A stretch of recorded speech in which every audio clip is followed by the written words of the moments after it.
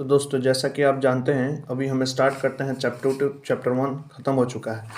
तो मतलब चैप्टर 1 पढ़ चुके हैं हम लोगों ने, तो चैप्टर 2 को स्टार्ट करेंगे। तो चैप्टर 2 में क्या दिया हुआ है? सबसे पहले तो दिया हुआ है किंगडम मोनेरा के बारे में पढ़ेंगे, दूसरा किंगडम प्रोटिस्टा के बारे में पढ़ेंगे, तीसरा किंगडम फंजाई के बारे में पढ़ेंगे, चौथा किंगडम प्लांडी के बारे में, किंगडम एनिमलिया और वायरस विब्रोइड्स लाइकिन के बारे में पढ़ेंगे। तो इसमें लिखा है since dawn of civilisation there have been many attempts to classify the living organism. It was done instinctively, not using criteria that were scientific, but born out of need to use organisms for our own use, for the food, shelter, and clothing. Aristotle was the earliest to attempt a more scientific basis for classification. Civilisation के समय से ही बहुत सारे attempt करे गए living organism को classify करने के लिए, और ये एरिस्टोटल वो पहले इंसान थे जिन्होंने अटैम्प्ट किया था किसी भी ऑर्गेनिज्म को क्लासिफाई करने के लिए। उन्होंने he use simple morphological character to classify plants he use simple morphological character to classify plants into trees, shrubs and herbs. उन्होंने सिंपल मॉर्फोलॉजिकल कैरेक्टर का यूज किया था किसी भी ट्री, शॉप्स और हर्ब्स को क्लासिफाई करने के लिए। वो डिवाइड किए थे एनिमल्स को दो ग्रुप में। He also divide the animals in two groups. वो एनिमल्स को दो ग्रुप में डिवाइड किया था, वैसे मतलब ग्रुप्स, वैसे एनिमल्स जिसके पास रेड ब्लड हो और जिसके पास नहीं हो, उसमें डिवाइड किया था। इन लीनियस टाइम में देखा गया two kingdom system of classification था, जो कि प्लांटी और एनिमलिया किंगडम था, डेवलप हुआ था, जो कि इंक्लूड करता है एनिमल्स को, प्लांट को रेस्पेक्टिवली। यह सिस्टम जो है डिस्टिंग्विश नहीं कर पाता था यूकैरियोट्स के बीच, प्रोकैरियोट्स के बीच, यूनिसेलुलर और मल्टीसेलुलर के बीच, मल्टीसेलुलर ऑर्गेनिज्म, फोटोसिंथेसिस और नॉन फोटोसिंथेटिक ऑर्गेनिज्म के बीच। क्लासिफिकेशन जो organism classification of organism into plants and animals was easily done and easy to understand. Classification जो था ऑर्गेनिज्म का प्लांट्स और एनिमल्स में, वो इजीली किया जाता था, लेकिन देखा गया कि लार्ज नंबर ऑफ ऑर्गेनिज्म जो है ना ही प्लांट्स में आते हैं और ना ही एनिमल्स में। इस वजह से दो किंगडम क्लासिफिकेशन जो है लॉन्ग टाइम के लिए इनएडिक्वाट हो गया। बिसाइड ग्रॉस मॉर्फोलॉजिकल नेचर को हटा के, gross morphological nature of besides gross morphology, a need was also felt for including gross morphology को छोड़ के ये एक नीड का महसूस, एक ज़रूरत महसूस हुआ कि इंक्लूड करने के लिए दूसरे कैरेक्टर को, जैसे सेल के स्ट्रक्चर को, नेचर ऑफ वॉल को, मोड ऑफ न्यूट्रिशन को, हैबिटेट को एंड मेथड्स ऑफ रिप्रोडक्शन को, एवोल्यूशनरी रिलेशंस को, इस सब को। Classification system for living organism have hence undergone several changes over time. Classification system जो है लिविंग ऑर्गेनिज्म का क्या था, सेवरल चेंज होता है टाइम के अकॉर्डिंग, ठीक है।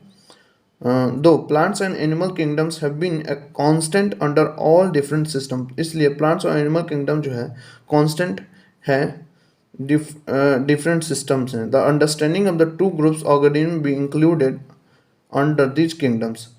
जो अंडरस्टैंडिंग है इस ग्रुप्स ऑर्गेनिज्म का, वो इन किंगडम्स में दे रखा है। एंड ये किंगडम्स जो है चेंज होते रहता है नंबर से, and nature of the other kingdom have been changing. The number and nature of the other kingdoms also have been understood differently by different scientists over the time. Now अब हम पढ़ते हैं किसके बारे में, कैरेक्टरिस्टिक ऑफ द 5 किंगडम्स। तो सबसे पहले हम क्या पढ़ते हैं इसमें, सेल टाइप पढ़ते हैं। तो मोनेरा का सेल टाइप कैसा होता है, प्रोकैरियोटिक होता है। प्रोटिस्टा का सेल टाइप कैसा होता है, यूकैरियोटिक होता है। फंजाई भी यूकैरियोटिक होता है, प्लांटी भी यूकैरियोटिक होता है, एनिमलिया भी यूकैरियोटिक। तो सिर्फ मोनेरा प्रोकैरियोटिक होता है, बाकी सब यूकैरियोटिक होता है। इसको याद रखने का तरीका, मोनेरा में जो सेलुलोज जो होता है कैसा होता है, non cellulosic polysaccharides plus amino acid से बना होता है। प्रोटिस्टा जो होता है प्रेजेंट, इसका सेलुलर कुछ में होता है और कुछ में नहीं होता प्रोटिस्टा में। और फंजाई में देखा गया है कि सेलुलर जो होता है किसी से बना होता है, काइटिन से बना होता है। प्लांटी में सेलुलर जो बना होता है सेलुलोज से बना होता है, और एनिमलिया में सेलुलर नहीं होता है। अब न्यूक्लियर मेम्ब्रेन देखा गया कि मोनेरा में एब्सेंट है, प्रोटिस्टा में होता है, फंजाई में होता है, प्लांटी में होता है और एनिमलिया में होता है। तो सिर्फ मोनेरा में एब्सेंट है, बाकी सब में होता है, ठीक है। बॉडी ऑर्गेनाइजेशन कैसा होता है, मोनेरा का सेलुलर होता है, प्रोटिस्टा का भी सेलुलर होता है, मल्टी सेलुलर होता है, फंजाई में और लूज टिश्यू होता है बॉडी ऑर्गेनाइजेशन। प्लांटिंग में भी टिश्यू ऑर्गन होता है, एनिमलिया में टिश्यू ऑर्गन सिस्टम होता है। मोड्स ऑफ न्यूट्रिशन जो है मोड ऑफ न्यूट्रिशन कैसा होता है मोनेरा में? ऑटोट्रॉपिक कीमोसिंथेटिक होता है एंड फोटोसिंथेटिक होता है। हेट्रोट्रॉपिक सेप्रोफाइटिक एंड पैरासिटिक होता है। मोनेरा में क्या होता है? ऑटोट्रॉपिक कीमोसिंथेटिक और फोटोसिंथेटिक होता है। हेट्रोट्रॉपिक होता है और सेप्रोफाइटिक और पैरासिटिक होता है। प्रोटिस्टा में ऑटोट्रॉपिक, फोटोसिंथेटिक एंड हेट्रोट्रॉपिक होता है। और इसमें फंजाई में क्या होता है? हेट्रोट्रॉपिक, सेप्रोफाइट और पैरासिटिक होता है। प्लांटी में क्या होता है? ऑटोट्रॉपिक, फोटोसिंथेटिक होता है। और एनिमलिया में होता है हेट्रोट्रॉपिक, होलोजोइक और सेप्रोफाइटिक। अब हम यहाँ से स्टार्ट करते हैं मेनली क्लासिफिकेशन का। R.H. Whittaker in 1969 proposed 5 kingdom classification। R.H. Whittaker जो है 1969 में 5 kingdom classification को मतलब बताया था। The kingdom defined by him were named. जो किंगडम डिफाइन किया गया था उनके द्वारा क्या नाम था? मोनेरा था, प्रोटिस्टा था, फंजाई था, प्लांटी था और एनिमलिया था। The main criteria for classification use by him include cell structure, body organisation, mode of nutrition, reproduction and phylogenetic relationship. और वो जो क्लासिफाई कर रहे थे किसी ऑर्गेनिज्म को, तो उसमें क्या क्या क्राइटेरिया डाले थे उसके बारे में दिया हुआ है। तो उस क्राइटेरिया क्या क्या था? सेल स्ट्रक्चर था, बॉडी ऑर्गेनाइजेशन था, मोड ऑफ न्यूट्रिशन था, रिप्रोडक्शन था और फाइलोजेनेटिक रिलेशनशिप था। ठीक है। Gives a comparative account of different characteristic of the 5 kingdoms. The 3 domain system has also been proposed that divides the kingdom Monera into 2 domains. 3 domain system भी उस समय propose किया गया था जिसके वजह से मोनेरा को 2 डोमेन में डिवाइड कर दिया गया, living the remaining eukaryotes kingdom in the 3rd domain. और जितने भी अलग यूकैरियोटिक्स थे उनको 3rd डोमेन में रख दिया गया। ठीक है। देयर बाई 6 किंगडम क्लासिफिकेशन, इसके वजह से 6 किंगडम क्लासिफिकेशन हुआ। You will learn about this system in detail at higher classes. अब हम इसको क्या पढ़ेंगे? हायर क्लासेस में पढ़ेंगे इस सिस्टम के बारे में। Let us look at this 5 kingdom classification to understand the issues and consideration that influence the classification system. Earlier classification system includes bacteria, blue green algae, fungi, mosses, ferns, and gymnosperms and angiosperm under plants। पहले के समय में classification system जो है bacteria को, blue green algae को, fungi को, moss को, फॉन्स को, जिम्नोस्पर्म्स को, एंजियोस्पर्म्स को, सबको कहाँ रख दिया था? प्लांट में रख दिया था। The character that unified this whole kingdom was that all the organism include had a cell wall in their cells. ये कैरेक्टर जो है इन सबको क्यों मिलाता है एक जगह? क्योंकि होल एक जगह मिलाता है क्योंकि इनके जितने भी ऑर्गेनिज्म है इसमें सभी के पास सेल वॉल होते हैं, इस वजह से इस सबको एक साथ यूनिफाई करता है। This placed together groups which widely differ in other character. जबकि ये जो एक साथ रखे गए हैं ऑर्गेनिज्म को वो वाइडली डिफर करते हैं दूसरे कैरेक्टर से, मतलब दूसरे कैरेक्टर में ये डिफर करते हैं एक दूसरे से काफ़ी। It brought together the prokaryotic bacteria and the blue-green algae called cyanobacteria with the other groups which were eukaryotic। ये जो रखा गया है ऑर्गेनिज्म को, जैसे कि प्रोकैरियोटिक बैक्टीरिया को और ब्लू ग्रीन एल्गी साइनोबैक्टीरिया जो यूकैरियोट होता है, दोनों को एक साथ रख दिया गया है। It also group together the unicellular organism and the multicellular. ये यूनिसेलुलर और मल्टीसेलुलर ऑर्गेनिज्म को भी एक साथ रख दिया गया है।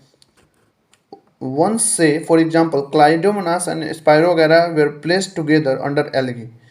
और क्लाइडोमोनास को, स्पायरोगैरा को भी रखा गया था एल्गी में। ठीक है। This classification did not differentiate between the heterotrophic group fungi and autotrophic green plants. ये क्लासिफिकेशन जो है डिफ्रेंशिएट नहीं कर पाता है फंजाई जो कि ऑटोट्रॉफिक ग्रीन प्लांट्स है, सॉरी फंजाई जो कि हेटेरोट्रॉफिक ग्रीन प्लांट्स है and autotrophic green plants, autotrophic green plants को भी एक ही साथ रख दिया गया। They also have been showed a characteristic difference in their wall composition. ये वॉल कॉम्पोजिशन में भी डिफर करते हैं जो कि तब भी इसको एक साथ रख दिया गया। The fungi had chitin, fungi के पास काइटिन का सेल वॉल होता है एंड ग्रीन प्लांट्स का जो सेल वॉल होता है सेलुलोजिक सेल वॉल होता है। ग्रीन प्लांट्स का सेल वॉल कैसा होता है? सेलुलोजिक सेल वॉल होता है। When such characteristic were considered the fungi were placed in separate kingdom. जब कुछ इस टाइप का कैरेक्टरिस्टिक कंसिडर किया गया तो इस टाइप तो फंजाई को अलग किंगडम में रखा गया जिसका नाम था kingdom fungi. All the prokaryotic organism were group together under kingdom Monera. जितने भी प्रोकैरियोटिक ऑर्गेनिज्म हैं उनको किंगडम मोनेरा के अंदर रख दिया गया। And the unicellular eukaryotic organism were placed in Protista. और जितने भी यूनिसेलुलर यूकैरियोटिक ऑर्गेनिज्म हैं उनको किस में रखा गया? प्रोटिस्टा में रखा गया। अब देखते हैं, kingdom Protista has brought together Chlamydomonas Chlorella earlier placed in the algae within the plants. अब किंगडम प्रोटिस्टा जो है क्लाइडोमोनास और क्लोरेला को एक साथ लाता है, जो कि पहले क्लोरेला और क्लोरेला जो है एल्गी में रखा गया था प्लांट्स के अंदर, both having the cell walls, जिसके पास सेल वॉल थे। तो मतलब ये क्लोरेला और क्लाइडोमोनास को क्या किस में रखा गया था? Earlier placed in the algae with in plants के अंदर में रखा गया था। ठीक, अब पढ़ते हैं, with paramecium and amoeba which we are earlier placed in cell walls.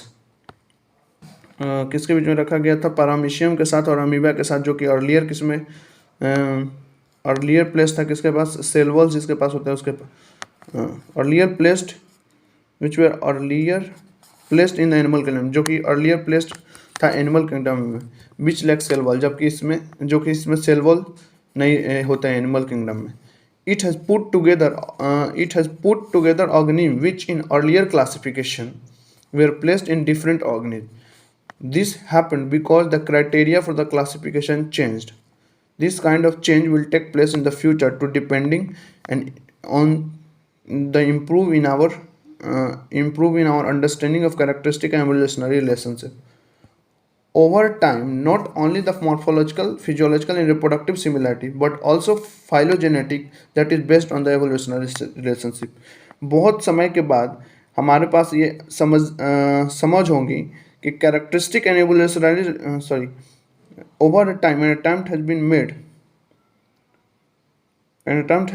to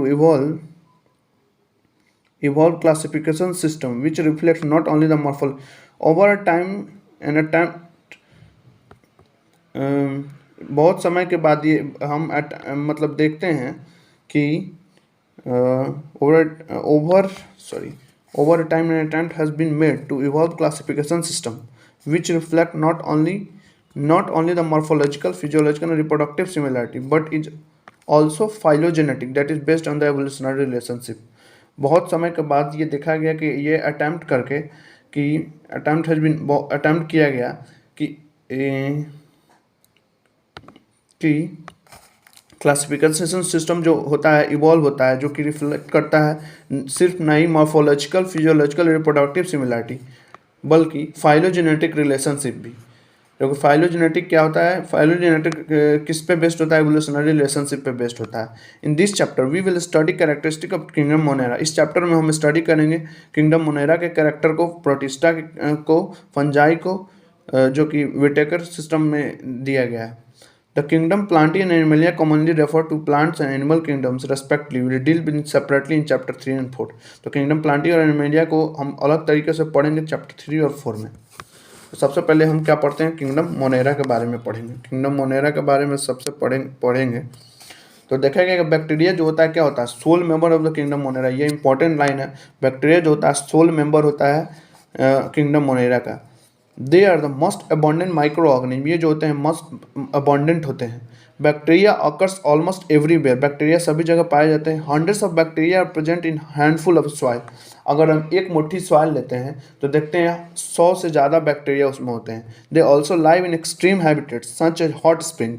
ये जो होते हैं एक्सट्रीम हैबिटेट्स में भी रहते हैं, जैसे कि हॉट स्प्रिंग्स में, मतलब डिजर्ट्स में, स्नो में, डीप ओशियन में, where very few other life forms can survive. जहाँ पे बहुत सारे दूसरे लाइफ जो होते हैं इजिली सर्वाइव नहीं कर पाते हैं, बहुत मुश्किल होता है, बहुत कम लाइफ सर्वाइव करते हैं। Many of them live in और on the other organism as a parasite. Many organism जो होते हैं लाइव होते हैं किस फॉर्म में? उसमें रहते, कुछ ऑर्गेनिज्म जो होते हैं उसमें नीचे रहते हैं और कुछ ऑर्गेनिज्म दूसरे ऑर्गेनिज्म पे सर्वाइव करते हैं पैरासाइटिक फॉर्म में। Bacteria group under 4 categories based on their shape. Bacteria को जो है 4 ग्रुप में बांटा गया है शेप के बेसिस पे। जैसे स्फेरिकल बैक्टीरिया जो है उसको कोकस बोलते हैं। रॉड शेप बैक्टीरिया जो उसको बैसिलस बोलते हैं। कोमा शेप बैक्टीरिया जो है उसको विब्रियम बोलते हैं, विब्रियो। विब्रियम जिसको विब्रियोस बोलते हैं। स्पाइरल सेप बैक्टीरिया जो होता है स्पाइरुला बोलते हैं। तो इस स्पाइरिकल सेप को कोकस बोलते हैं, रॉड सेप को बैक्सिलस बोलते हैं, कॉमा सेप को विब्रियो बोलते हैं, स्पाइरल सेल को स्पाइरल सेप को क्या बोलते हैं, स्पाइरुला। तो ये हमें याद रखना होगा। अब पढ़ते हैं, अभी तो सिर्फ हम इसमें मोनेरा के बारे में ही पढ़ेंगे और नेक्स्ट वीडियो में मैं प्रोटिस्टा, फंजाई, जिनोफ्लैगेलेट्स ये सब पढ़ूंगा। तो अभी सिर्फ मोनेरा के बारे में पढ़ते हैं। Though the bacteria structure is very simple, जबकि बैक्टीरिया स्ट्रक्चर जो है काफ़ी सिंपल है। They are very complex in behaviour, लेकिन इनके बिहेवियर जो है काफ़ी कॉम्प्लेक्स है कंपेयर टू अदर, दूसरे ऑर्गेनिज्म के मतलब दूसरे ऑर्गेनिज्म के कंपेयर में इनके बिहेवियर जो है काफ़ी कॉम्प्लेक्स है। ठीक है। Bacteria is group so the most extensive metabolic diversity. Bacteria जो होता है ऐसे ग्रुप है जिसका मोस्ट एक्सटेंसिव मेटाबॉलिक डाइवर्सिटी है, दूसरे मोस्ट एक्सटेंसिव मेटाबॉलिक डाइवर्सिटी है। Some of the bacteria are autotrophic, कुछ बैक्टीरिया जो होते हैं ऑटोट्रॉपिक होते हैं। That is they synthesize their own food from inorganic substrate, जो कि ये अपने भोजन बनाते हैं इनऑर्गेनिक सबस्ट्रेट से। They may be photosynthetic autotrophic और कीमोसिंथेटिक ऑटोट्रॉपिक। वे फोटोसिंथेटिक ऑटोट्रॉप्स हो सकते हैं और कीमोसिंथेटिक ऑटोट्रॉप्स हो सकते हैं। The vast majority of bacteria are heterotrophs. बहुत सारे मतलब ज़्यादा अमाउंट में जो बैक्टीरिया हैं उसको देखा गया है कि हेटेरोट्रॉप्स होते हैं। They depends on other organism and on dead organic matter. वे जो होते हैं डिपेंड करते हैं किसी दूसरे ऑर्गेनिज्म पे और डेड ऑर्गेनिक मैटर पे। तो अब हम पढ़ते हैं बैक्टीरिया के क्लासिफिकेशन, जैसे कि क्या बोलते हैं आर्कीबैक्टीरिया को। आर्कीबैक्टीरिया सबसे पहले पढ़ते हैं। तो this bacteria special since they have live in some of the most harsh habitats. ये बैक्टीरिया जो होते हैं स्पेशल होता है क्योंकि ये जो है सबसे ज़्यादा हार्श हैबिटेट में पाए जाते हैं, जैसे कि एक्सट्रीम सॉल्टी एरियाज, काफ़ी मतलब सॉल्टी एरियाज में पाया जाता है जिसको हेलोफिल्स बोलते हैं। हॉट स्प्रिंग्स में जहाँ टेम्परेचर काफ़ी होता है जिसको थर्मोसेडोफिल्स बोलते हैं। मार्सी एरिया में जिसको मिथेनोजेंस बोलते हैं। ठीक है। Archaebacteria differ from the other bacteria in having different cell wall structure. Archaebacteria जो होता है किसी दूसरे बैक्टीरिया से अलग होता है। क्यों, किस वजह से? क्योंकि आर्कीबैक्टीरिया का जो सेल वॉल स्ट्रक्चर होता है किसी दूसरे बैक्टीरिया से अलग होता है, और ये फीचर जो होता है रिस्पॉन्सिबल होता है उनके सर्वाइवल के लिए एक्सट्रीम कंडीशन में। मिथेनोजेंस जो होता है प्रेजेंट होता है हमारे गट में, सेवरल रूमिनेंट्स एनिमल्स में जैसे कि काऊ में, बफेलो में, और रिस्पॉन्सिबल होता है किसके, मीथेन के प्रोडक्शन के लिए। जैसे कि गाय के मतलब जिसको गोबर बोलते हैं उसको मतलब गाय के ये किसी भी मतलब बोल सकते हैं रूमिनेंट्स के डंग में मीथेन पाया जाता है। तो अब हम पढ़ते हैं यहाँ से यू बैक्टीरिया के बारे में। यू बैक्टीरिया के बारे में पढ़ते हैं। तो यू बैक्टीरिया के बारे में देखा गया है कि क्या है, यू बैक्टीरिया जो होते हैं these are the thousands of different eubacteria, there are the thousands of different eubacteria, जिसको हम ट्रू बैक्टीरिया बोलते हैं। हजारों हजार बैक्टीरिया हैं अलग अलग प्रकार के जिसको हम ट्रू बैक्टीरिया बोलते हैं। They are characterise by the presence of rigid cell wall. ये कैरेक्टराइज कैसे होते हैं, रिजिड सेल वॉल की वजह से होते हैं। अगर ये मोटाइल होते हैं तो उनके पास फ्लैजिला होता है। और साइनोबैक्टीरिया जो होता है उसको हम रेफर करते हैं ब्लू ग्रीन एल्गी, जिसके पास क्लोरोफिल ए होता है सिमिलर, और ये सिमिलर होता है ग्रीन प्लांट्स की तरह, एंड फोटोसिंथेटिक ऑटोट्रॉप्स होता है। साइनोबैक्टीरिया जो होता है यूनिसेलुलर होता है, कॉलोनियल होता है, फिलामेंटस होता है, जो कि फ्रेश वाटर, मैराइन और टेरेस्ट्रियल होता है। The colonies are generally surrounded by gelatinous sheath. इसके कॉलोनीज जो होते हैं जनरली सराउंड होते हैं किससे, जिलेटिनस शीथ से। They often forms biomass in polluted water body. ये biomass they often they often form blooms in polluted water body. ये जो होते हैं ब्लूम करते हैं किसमें, पॉल्यूटेड वाटर बॉडीज में, मतलब बहुत ज़्यादा अमाउंट में हो जाते हैं जब पॉल्यूटेड वाटर बॉडी में। Some of these organisms can fix atmospheric nitrogen in a specialized cell called heterosis। इसमें के कुछ ऑर्गेनिज्म जो होते हैं वो नाइट्रोजन को फिक्स करते हैं किस सेल से, एक स्पेशलाइज सेल होता है जिसको हेटेरोसिस्ट बोलते हैं, इस नाइट्रोजन का फिक्सेशन करते हैं। और इसका एग्जाम्पल क्या है, नॉस्टॉक है, एनाबीना है। कीमोसिंथेटिक ऑटोट्रॉफिक बैक्टीरिया जो होता है वो ऑक्सीडाइज करता है बहुत सारे इनऑर्गेनिक सबस्ट्रेट को, जैसे नाइट्रेट्स को, नाइट्राइट्स को एंड अमोनिया को, जो कि use the release energy for ATP production, और यूज करते हैं रिलीज एनर्जी को किस फॉर्म में, एटीपी के प्रोडक्शन में।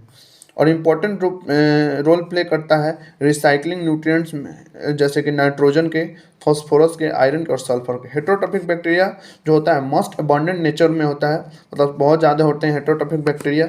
मेजोरिटी जो होता है इंपॉर्टेंट डिकम्पोजर होता है, और इस बहुत सारे जो होते हैं उसका सिग्निफिकेंट इम्पैक्ट है ह्यूमन अफेयर्स से, और ये हेल्पफुल होते हैं दही बनाने में मिल्क से, और प्रोडक्शन एंटीबायोटिक बनाने में, और नाइट्रोजन को फिक्स करने में लेग्यूम्स में। और आगे हम पढ़ेंगे लेग्यूम्स के रूट्स में। ठीक, तो आगे हम पढ़ते हैं यहाँ से। एक minute. Some pathogens causing damage to human beings, ये कुछ पैथोजेंस जो होते हैं वो डैमेज करते हैं ह्यूमन बींग्स को, क्रॉप्स को, फैमिली फार्म एनिमल्स को एंड पेट्स को। Cholera, typhoid, tetanus, citrus cankers are well known disease caused by the bacteria. ये जो डिजीज होते हैं जैसे कि cholera, typhoid, tetanus, citrus canker जो होते हैं किस बैक्टीरिया से होते हैं? बैक्टीरिया जो रिप्रोड्यूस करता है मेनली कैसे करता है? फिजन से। Sometimes under unfavourable condition they produce spores.